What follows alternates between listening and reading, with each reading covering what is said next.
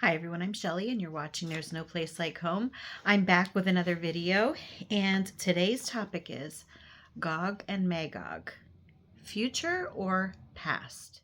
Today's video is another installment in my On Time, Re-examining the End Times and Jesus' Return, second edition book discussion. The author of this book is by John Paul Miles. I have a link in the description if anyone would want to pick it up and follow along or just read it for yourself, because there is a lot of information in this book that I don't share in my videos. I really just share the highlights with you, the things that stand out to me as I am reading this. Gog and Magog is a really hot topic. I mean, honestly, all of eschatology is a hot topic, especially nowadays.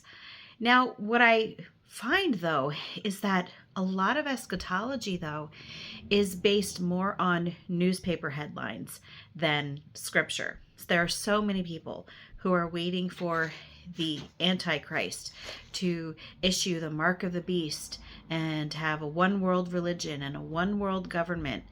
And for them to tie together the Antichrist and the mark of the beast shows a lack of understanding of what the book of Revelation even says, because the word Antichrist isn't even found in the book of Revelation. And, just the whole idea of the one world government too. You won't really find that in the book of Revelation either. Those are just based on what Gary DeMar calls newspaper exegesis. Sometimes I hear it called newspaper eschatology, and it's all built on the premise of generational provincialism, which basically is the idea that everything of importance ever is going to happen in your own generation. So if the world is going to end, as many people think, they think it's going to happen in their generation. And generations of people have been thinking the same thing. So it is with Gog and Magog. There are so many people who are waiting for Gog and Magog to begin. A lot of them think that Russia is somehow involved. I think that David Jeremiah is one of the people who, at least at one point, pushed this idea. I don't know if he still does. But let's actually talk about Gog and Magog in my opinion, with the knowledge that it happened in the past.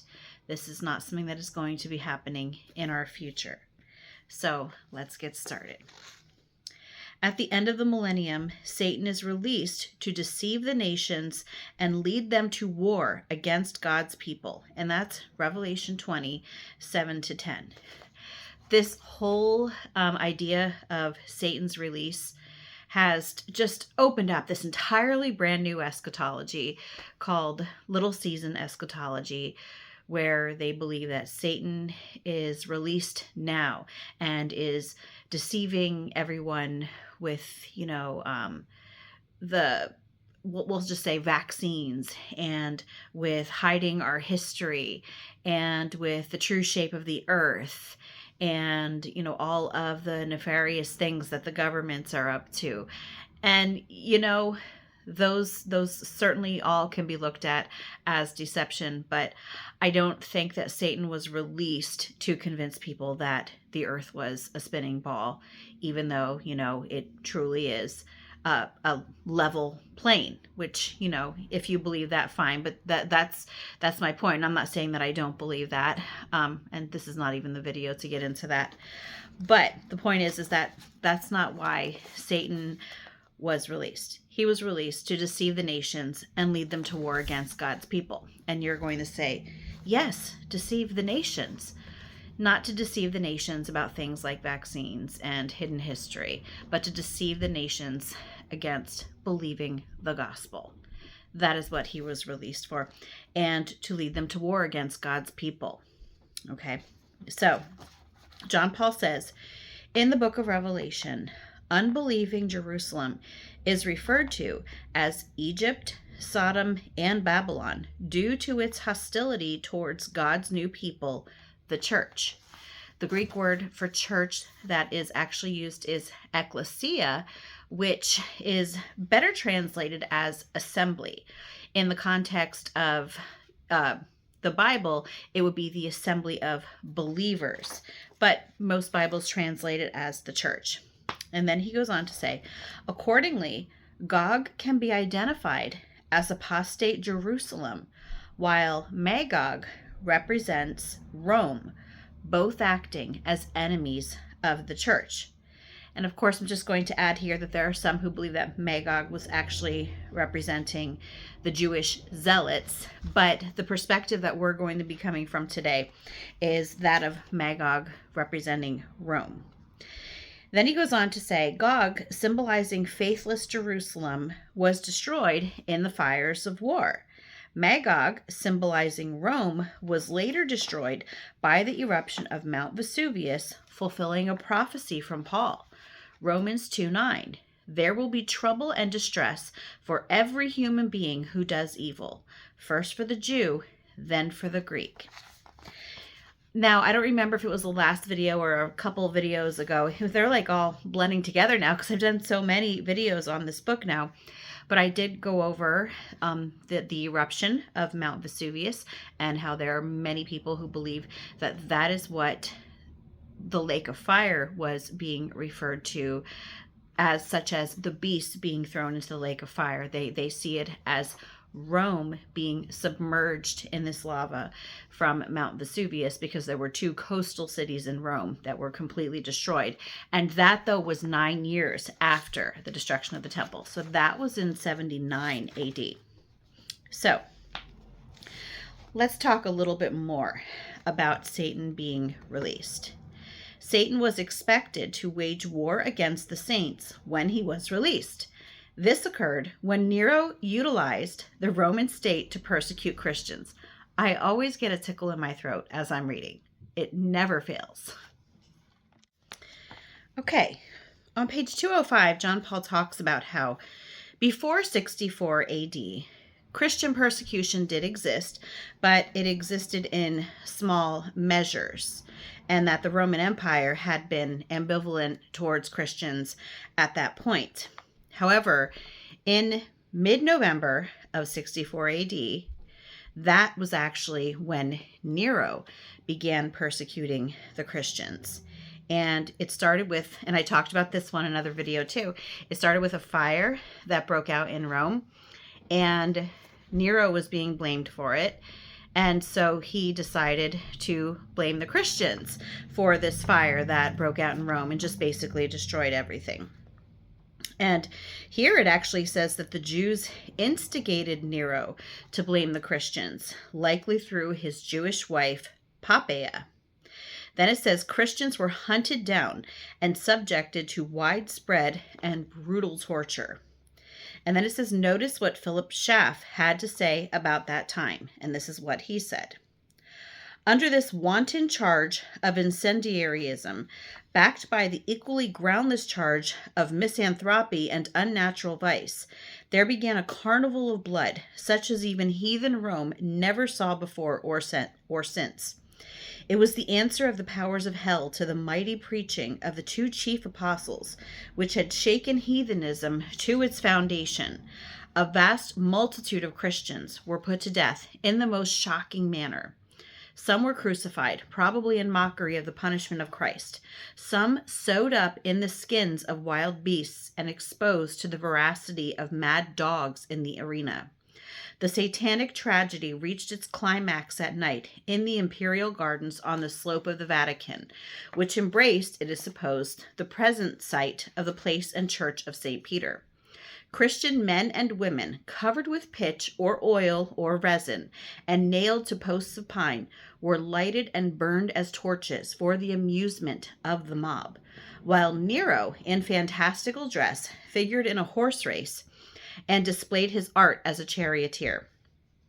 Burning alive was the ordinary punishment of incendiaries, but only the cruel ingenuity of this imperial monster, under the inspiration of the devil, could invent such a horrible system of illumination. And that is actually where the term Roman candles came from. On page 207, there's a section called Gog Destroyed by Fire. And it begins, after the nations attacked the saints fire descended from heaven to consume Gog and Magog, as described in Revelation 20, verse 9. And we actually went over this pretty much, well, especially when referring to Gog, which was apostate Israel, or apostate Jerusalem. Old covenant Jerusalem is being referred to as Gog, and it was certainly destroyed by fire. You know, the Romans, we talked about in the last video, were just hurling these huge stones that weighed a talent each, just as prophesied in the book of Revelation, and they were very often mixed with fire. So we have these huge fireballs that also could have looked like hail in some cases because they were white stones being hurled on the city. And then we have all of these fires being set, many of them by the Jewish zealots. We had the temple being set on fire. So there is absolutely no doubt about it that Gog was destroyed by fire, just as prophecy said would happen.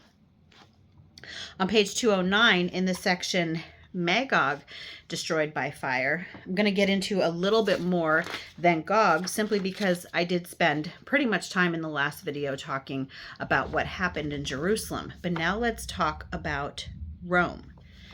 So it says here, approximately 9 years after Jerusalem's destruction, another fire from heaven event occurred, this time upon Magog, symbolized by Rome.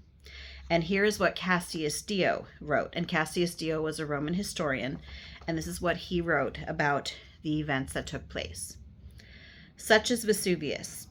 And these phenomena usually occur there every year. But all the other occurrences that had taken place there in the course of time, however notable because unusual they may have seemed to those on each occasion observed them, nevertheless would be regarded as trivial in comparison with what now happened, even if all had been combined into one. This was what befell. Numbers of huge men, quite surpassing any human stature, such creatures in fact as the giants are pictured to have been, appeared now on the mountain, now in the surrounding country, and again in the cities, wandering over the earth day and night, and also flitting through the air. It almost makes you think of, there are so many people who think the giants are going to be coming back in the days of Noah. And so this almost makes you think of that, you know, because I don't believe that's what Jesus was talking about when he talked about the days of Noah. However, a lot of people think that what Jesus was referring to was the Nephilim during the days of Noah. Even though I think that they were mentioned more in the days of Jared, I could be wrong. But anyway, this certainly does sound like something that those people would kind of fit together. All right. After this, fearful droughts and sudden and violent earthquakes occurred, so that the whole plain round about seethed and the summits leaped into the air. There were frequent rumblings, some of them subterranean, that resembled thunder, and some on the surface that sounded like bellowings. The sea also joined in the roar, and the sky re-echoed it. Then suddenly a portentous crash was heard, as if the mountains were tumbling in ruins, and first huge stones were hurled aloft, rising as high as the very summits. Then came a great quantity of fire and endless smoke, so that the whole atmosphere was obscured, and the sun was entirely hidden, as if eclipsed. Thus day was turned into night, and light into darkness. Some thought that the giants were rising again in revolt, for at this time also many of their forms could be discerned in the smoke, and moreover a sound as of trumpets was heard, while others believed that the whole universe was being resolved into chaos or fire. Therefore they fled, some from the houses into the streets, others from outside into the houses, now from the sea to the land, and now from the land to the sea. For in their excitement they regarded any place where they were not safer than where they were. While this was going on, an inconceivable quantity of ashes was blown out, which covered both sea and land and filled all the air. It wrought much injury of various kinds, as chance befell, to men and farms and cattle, and in particular it destroyed all fish and birds. Furthermore, it buried 2 entire cities, Herculaneum and Pompeii, the latter place while its populace was seated in the theater. Indeed, the amount of dust taken altogether was so great that some of it reached Africa and Syria and Egypt, and it also reached Rome, filling the air overhead and darkening the sun. There, too, no little fear was occasioned that lasted for several days, since the people did not know and could not imagine what had happened, but like those close at hand, believed that the whole world was being turned upside down, that the sun was disappearing into the earth, and that the earth was being lifted to the sky. These ashes now did the Romans no great harm at the time, though later they brought a terrible pestilence upon them.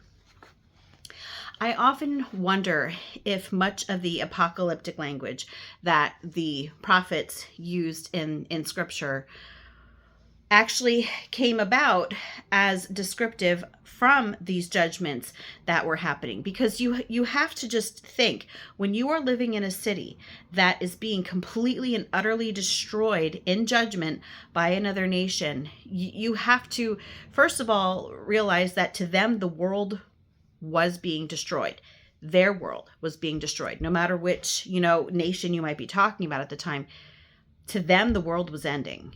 To them, the sky was darkened. If you have these fires everywhere, the sky is going to be darkened. It is going to cast a certain color on the moon, for example. The sun is going to be darkened. You're going to feel earthquakes. It's going to feel like the earth is shaking. If you have these huge stones being hurled, into the city, or if you have just explosions. There's also, there was a machine used by Rome, and I don't know, I have to look into it, so don't quote me on this, but I know that they used it in the BC era, but the Romans had these machines that were called, I think, Scorpio, and like scorpion, and which is interesting because there is something in the book of Revelation that's mentioned as coming out of, I believe, of the bottomless pit, and likened it to a scorpion. And this was a machine that, it was a huge machine that they were able to hurl around, but that was also just able to just hurl these massive missile type objects. There we go. That's the word. Missile type objects into these cities, just causing immense destruction. So if you are living in a city or a town that is being pummeled with carnage like this, you can certainly see where a lot of this apocalyptic language may have stemmed from, especially, the sky rolling up like a scroll. I have already seen thunderclouds in the sky as I was driving, and they looked like they were rolling up in the sky, just completely across the sky, rolling up. And, you just have to wonder, all the sky from all of these fires everywhere, could that have had a similar effect as well to bring about the language that is used as the sky rolling up like a scroll? I think it's something to think about. Okay, now we're on page 212, and we're in the section called Satan Destroyed by Fire. And here is what this says. Just as Revelation 20, verse 10, prophesied Satan's casting into the lake of fire, the ancient gods' temples and idols in Rome met their demise in the volcanic eruption and subsequent great fire. Because I didn't mention this in this video, I did in another video that it was just a little bit of time passed after the eruption of Mount Vesuvius, and there was yet another great fire with more carnage by fire, and many of the pagan temples were destroyed in that time. So, coming from John Paul's perspective and the perspective of other people who look at it in this manner, Satan was being cast into the lake of fire by these pagan temples, and these pagan gods certainly would have been representative of Satan. They were being cast into this fire, whether it would be from Mount Vesuvius or from the fire that happened, I think it was a couple of years later. That would certainly be one possibility. So going on, it says, During the eruption of Mount Vesuvius, many individuals who adhered to false gods interpreted the catastrophe as the destruction of their deities. And this is what Pliny the Younger had to say about this. You could hear the wailing of women, the screams of little children, and the shouts of men. Some were trying to find their parents, others their children, others their wives, by calling for them and recognizing them by their voices alone. Some were commiserating their own lot, others that of their relatives, while some again prayed for death in sheer terror of dying. Many were lifting up their hands to the gods, but more were declaring that now there were no more gods, and that this night would last forever, and the end of all the world.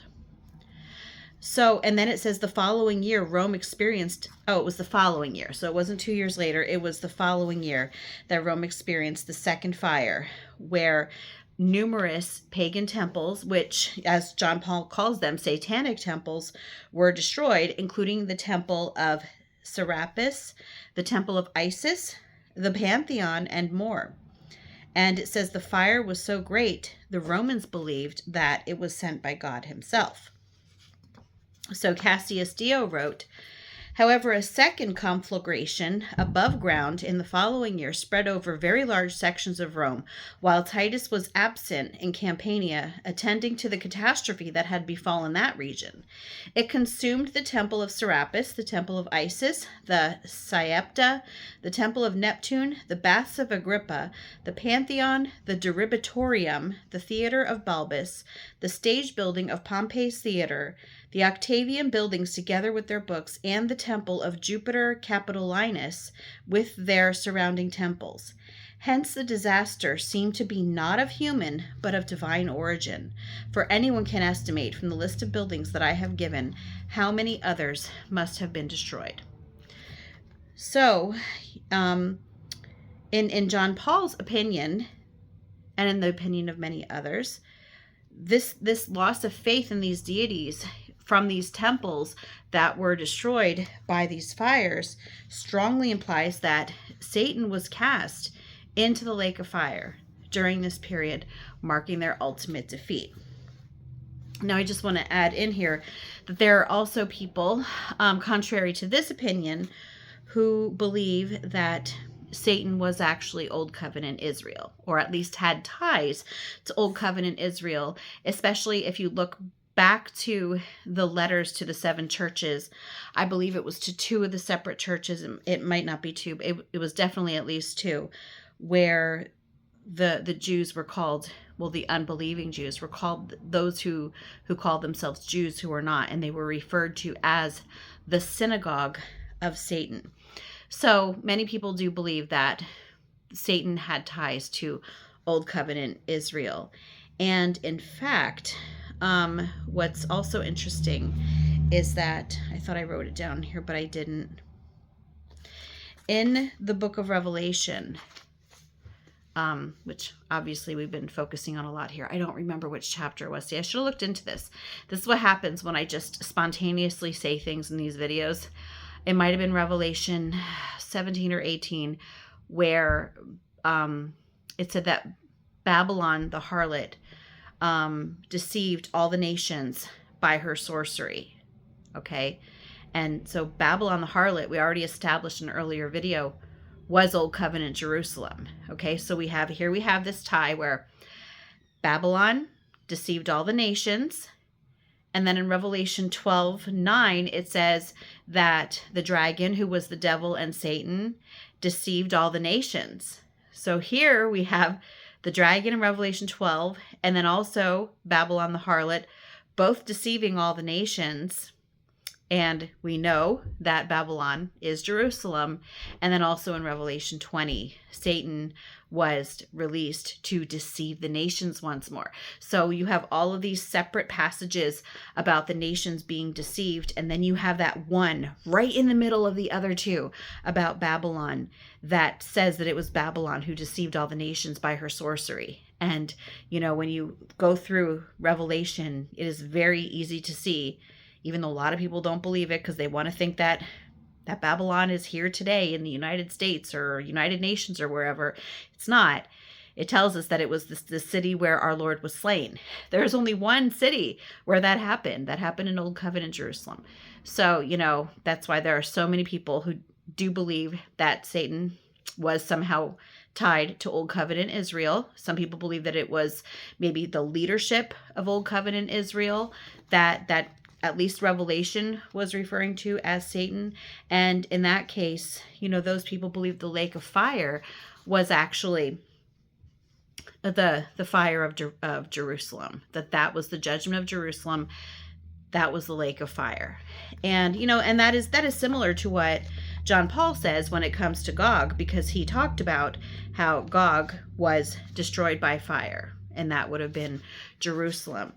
But in the case of those who also believe that Satan had ties to Old Covenant Israel, in many cases, they just think that alone was the lake of fire, was the destruction of Old Covenant Jerusalem. But that is it for today's video. I don't know how long it is because I kind of cut it into different segments, but I have a feeling that this one is not as long as the other ones have been. So, that's surprising because I usually talk a lot. But anyway, the next chapter is going to be chapter 22, the defeat of Satan. So I'm sure this will stir up some interest as well. Anyway, that's all that I have for you today. If you like this video, give it a thumbs up. If you haven't subscribed and would like to hear more of what I have to say, I would love if you would do that. If you have any questions or comments, you can leave one down below. And if you like my work and would like to become a channel member, I will leave a link in the description box for that as well. Or you can just click on it right on my channel page. And I hope you have a great day.